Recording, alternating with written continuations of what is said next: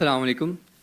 میرا نام محمد ابو بکر ہے. میں نے اس سے پہلے bachelor of science in accounting and finance کیا اور ابھی میں جامعۃ الرشید کلیۃ الشریعہ سال سوم کا طالب علم ہوں.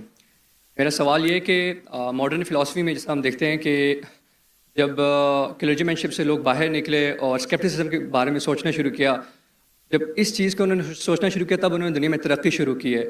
اور ہمارے جس طرح کہ آپ نے ابھی تھوڑی دیر پہلے ٹیکنالوجی کی اتنی زیادہ اہمیت کا بیان کی ہے، ہم لوگ ابھی تک اسی چیز سے پھنسے ہیں. اور سیکنڈلی جب کہ ہمارے اسلام میں بہت ساری تھاٹس ایسی ہوتی ہیں جو پری ڈیٹرمنڈ ہوتی ہیں، تو پہلے سے پری ڈیٹرمنڈ تھاٹس کو لے کے میں ایک تخلیقی ذہن کیسے رکھ سکتا ہوں؟ اور چونکہ ہمارے ہاں ابھی تک ایسی ٹیکنالوجیکل انوویشن نہیں ہوئی، جب وہ انوویشن نہیں ہوئی تو میں جو بھی کوئی نیا اقدام اٹھانے جاتا ہوں یا قدم اٹھانے جاتا ہوں اس کے بارے میں پہلے سے یہ آ جاتا ہے کہ فلاں چیز حرام ہے، فلاں چیز حرام ہے، فلاں چیز حرام ہے.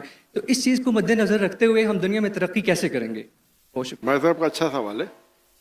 وہ کہہ رہے کہ جب ہم ٹیکنالوجی کا استعمال کرتے ہم دیکھتے کہ کتنی ترقی کرتے، لیکن جب نئی جدید ٹیکنالوجی کا استعمال کرتے فتوے لگتے حرام ہے، صحیح ہے، نہیں ہے، غلط ہے.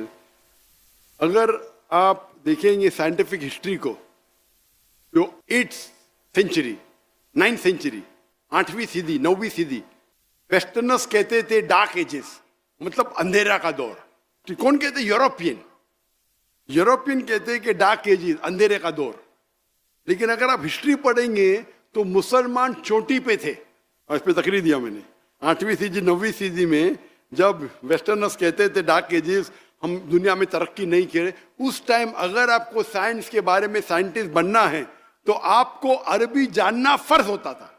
تو کئی غیر مسلم سائنس کی تحقیق کرنے کے لیے عربی سیکھتے تھے. اور آپ اگر جائیں گے اور میری پوری تقریر سنیں گے تو father of chemistry, who's the father of chemistry؟ کون ہے؟ گیبر ویسٹرن نام جابر ہے، جابر ابن حیان. اس نے یہ جو الکوہل ہے، یہ الکوہل لفظ کدھر سے ہے؟ الکوہل جو شراب، الکوہل OH کدھر سے ہے؟ عربی لفظ سے الگل. ٹیکنومیٹری کو اس نے ایجاد کیا، مسلمان. آپ دیکھیں گے ابن سینا، ایویسینا ابن سینا، میڈیکل بک رازی، لسٹ آپ کو ملیں گے 8ویں 9ویں 10ویں صدی میں جو ہمارے سائنٹسٹ تھے. میڈیکل اسمال پاکس کا ایجاد کس نے کیا؟ ٹریٹمنٹ کس نے کیا؟ بکس، قانون، ڈاکٹر کے لیے قانون کی 2 والیوم جو تھے وہ آپ کو پڑھنا ہی چاہیے ڈاکٹر بننے کے لیے. لیکن ابھی کیا ہو گیا؟ ہم ترقی نہیں کرے. کیوں؟ پہلے ہم قرآن اور حدیث کے قریب تھے. جب قرآن اور حدیث کے قریب تھے ہم دنیا کے چوٹی پہ تھے. تعداد میں کم تھے ہم، ابھی تعداد میں تو زیادہ ہے. ہم 25%، 2 بلین، جھاگ کی طرح. اللہ کے رسول کہتے ہیں جھاگ کی طرح. کیا فائدہ؟ لوگ جھپٹنے کے لیے ٹھہرے. کیونکہ ہم قرآن اور حدیث کو دور جائیں، جتنا دور جائیں گے اتنا ہم دنیا میں بھی نیچے جائیں گے. تو اگر ہم قرآن پہ اور ریسرچ کریں اور وہ علماء کی بات مانیں جو صحیح ہے بنسبت حرام حرام ثبوت ہونا چاہیے، ہم شریعہ کو فالو کرنا چاہیے، جو علماء فتویٰ دیتے اسے ماننا چاہیے. لیکن کوئی بھی صحیح علماء کبھی بھی ٹیکنالوجی سے آپ کو روکے گا نہیں. صحیح علماء کبھی نہیں روکیں گا. اگر کچھ غلط ہے روکیں گا. ربا غلط ہے، ربا کے بنا دھندا نہیں کرتے تو بیوقوف لوگ جو بولتے. جتنے ٹاپ 500 ورلڈ کی companies all are debt free ہے، ٹاپ کمپنیز. تو جو ہر ایک فن میں الگ عالم ہے. آج کی تاریخ میں اسلامک اکنامکس میں نمبر 1 ہے مفتی تقی عثمانی، نمبر 1 دنیا میں. آپ کے وہ اسلامک اکنامکس کے ماہر ہے. اور حامد حسن جس نے میں نے کہا تھا ان کا انتقال ہو گیا، انہوں نے قائم کی تھی اسلامک یونیورسٹی اسلام آباد. میں ماشاءاللہ ان کے بہت قریب تھا، کافی گھنٹے گزارے اسلامک اکنامکس میں بات کرنے. ماشاءاللہ مفتی تقی عثمانی کے ساتھ بھی میں نے کافی وقت گزارے. یہ لوگ اسلامک اکنامکس ماہر ہے. ابھی کوئی دوسرا فتویٰ بولے گا یہ حرام حلام، ارے بھائی آپ کے پاس ہے کوئی دلیل؟ اور حنفی فقہ جو ہے اسلامک اکنامکس میں بیسٹ فقہ ہے. جو حنفی علماء نے جو کیے تحقیق ان اسلامک اکنامکس، اس لیے مفتی تقی عثمانی کی عزت سب جگہ ہے دنیا میں. ایون سعودی جائیں گے تو عزت ہے. یہ سچ ہے بھائی، میں کبھی ڈرتا نہیں سچ بات کر رہا. کیوں میں ان کو پریس کیا؟ چاروں ائمہ کی عزت کرتا ہوں میں. تو ہمیں یہ دیکھنا چاہیے. لیکن ایک بات میں کہوں کہ نہیں ہوں کہ پاکستان میں اور اسلامک ہونا چاہیے. مفتی تقی عثمانی صاحب ہے ادھر، لیکن ملیشیا میں ابھی ملیشیا کمپٹیشن نہیں ہو رہا نہیں تو آپ بولے واپس سے ویڈیو وائرل ہو جائے گا.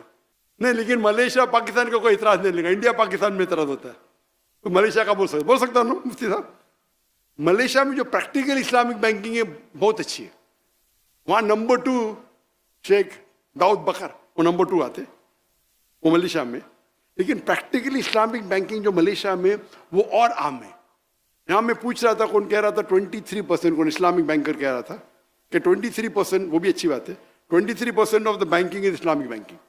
मलेशिया में और ज़्यादा तादाद है, हालांकि मलेशिया में 63% मुसलमान है, तो वहाँ कम होना चाहिए ना। वहाँ गैर मुस्लिम भी इस्लामिक बैंकिंग करते, तो यहाँ मुसलमान 95-97% मुस्लिम है पाकिस्तान में। तो यहाँ क्यों? उल्मा आपके पास है, टेक्नोलॉजी है इस्लामिक बैंकिंग की, तो क्यों? तो खाना का गड़बड़ है ना। तो हम इस्लामिक इकोनॉमिक्स जो नहीं जानते बोलते हैं अरे इस्लामिक बैंकिंग कन्वेंशनल बैंक ऐसा ही चाहिए, यहाँ से खाओ यहाँ से खाओ एक है। तो मैं बोला भाई आपको इल्म में तो क्यों बात करते भाई? वो मुझसे बोलते और वो क्या समझते कि मैं हाँ मिलाऊंगा, बिकॉज आखिर को समझ साइंटिफिक है, सूट बूट टाई वाला, बोलते ये तो इस्लामिक बैंकिंग बकवास है। मैंने कौन बोलता है? तो मैं जब आवाज़ करेगा तो उधर डर जाते। मैं बोला भाई आपको नहीं पता तो क्यों मुँह खोल रहे भाई? क्या आपने पढ़ी इस्लामिक इकोनॉमिक्स? नहीं पढ़ी तो क्यों बोल रहे?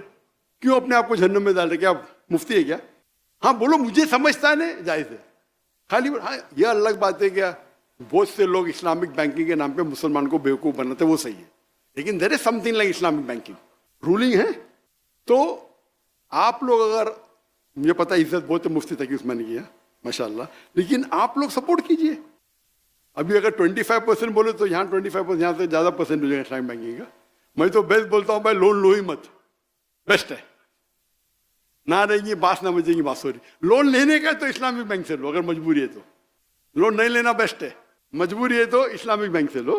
तो इस तरीके से एक एक पहलू पे अगर हम तवज्जो दें और पूरा माशरा एक होगा, और अगर टेक्नोलॉजी बढ़ती है तो क्या करना चाहिए आपको सपोर्ट के लिए आप अगर शुरू करते हैं तो आप बड़ी मिसाल के तौर पे मुझे नया जवाब मिलता है।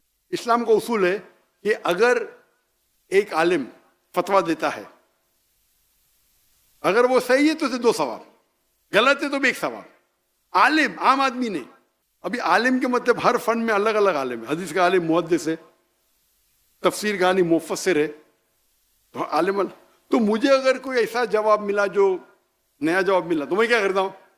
आई go under the umbrella of an आलिम। वो आई थिंक मैं उससे पूछता हूँ सही है क्या? हाँ सही। तो मुझे एक सर्टिफिकेट मिल गया, टिक। सर्टिफिकेट देते नहीं मतलब मैं पूछा हूँ 2-3 आलिम से जो मेरे नज़दीक खाई है, तो मैं जवाब देने लगता हूँ। तो मैं कोई भी, हाँ मैं क्या कर सकता हूँ, एक आलिम का जवाब ले सकता हूँ, लॉजिकल दिखाऊं, वो ठीक है। वो दाई का काम क्या है? आलिम से सीखे, उसे पैलेटेबल हजम कराए आम पब्लिक को। इस्लामिक बैंकिंग के अगर आलिम लोग जो मशहूर है, जिसको फैजल अवार्ड मिला है, मैं उनको जानता हूँ, इंडियन है, दो इंडियन को फैजल अवार्ड मिला है, King Faisal award for Islamic banking. एक है छापरा, उमर छापरा, और एक इंडिया के आई थिंक शेख निजामुद्दीन। वो जब मेरे तकरीर सुने इस्लामिक बैंकिंग के, doctor Zakir you are so strict, उनको फैसल अवार्ड मिला, मुझे नहीं मिला, उसके मुझे अलग मिला सऊद ऑफ इस्लाम। तो मैंने लेक्चर दिया, भाई सही है क्या? बोलते यू आर टू स्ट्रिक्ट। मैंने ये नहीं पूछा मैं स्ट्रिक्ट क्यों हूं, मैंने ये पूछा क्या मैंने सही है क्या? तो बोलता है भाई you are logical, you are true, but you are too strict. मेरा सवाल है कि मैंने लेक्चर दिया हूं इस्लामिक बैंकिंग पे, बराबर, इसमें कुछ गलतियां क्या? बोलो। बोलते आप बहुत स्ट्रिक्ट है। मैं स्ट्रिक्ट होना गलत बात है, मैं तो कहता हूं मैं फंडामेंटलिस्ट हूं ना, मैं फंडामेंटल को पूरे जी जान से फॉलो करता हूं। तो अगर आप उस फन के आलिम नहीं हैं तो आपका फर्ज होता है कि आप आलिम से पूछो। तो आपको टेक्नोलॉजी पे जाने का है तो ऐसे आलिम से पूछो जो लोग उनकी इज्जत करते, उनसे बात करो, उनको फतवा जाहिर करने दो, क्या अलाउड इज सेफ, हाँ कि नहीं? तो ये बोलना कि सारे उलमा आपको टेक्नोलॉजी रोकते हैं, ये बिल्कुल गलत है। आप किधर हिंदुस्तान में जाओ, पाकिस्तान में जाओ, माशाल्लाह अच्छे उलमा आपके पास है, सऊदी में जाओ, कुछ नहीं परहेज करके बोले करो लेकिन मुझसे फतवा मत लो, ये भी हिकमत है। करो लेकिन मुझसे फतवा मत लो, क्योंकि फतवा अलग होता है, तकवा अलग होता है। एक होता है भाई ज़रूरी है, तो हमारे मकासद शरिया में अलाउड है, फतवा तो नहीं सकते, लेकिन करो मतलब वो आलिम ने आपके सिर पे हाथ रखा है, आप उससे फतवा मत लो, आप समझे ना? तो कुछ ऐसे पेचीदा सवाल होते हैं दावती मैदान में, तो आपको ज़रूरी है कि जो उस फन का माहिर है, लाइक मेडिकल कुछ किया तो ऐसे आलिम से पूछो जो मेडिकल डॉक्टर भी है और शरिया भी जानता है, आप समझे?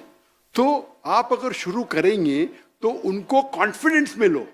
हो सकता है वो आपको 2-3 राय बोलेंगे, उसकी बात मान लो, मे बी आपका 100% 80% तो काम हो जाएगा ना। نہ مجھے 100% کرنے کا 80% تو کرو. تو اس طریقے سے ہمیں ساتھ میں لے کے چلنا تھے. انشاءاللہ اللہ آپ کے ساتھ ہوگا.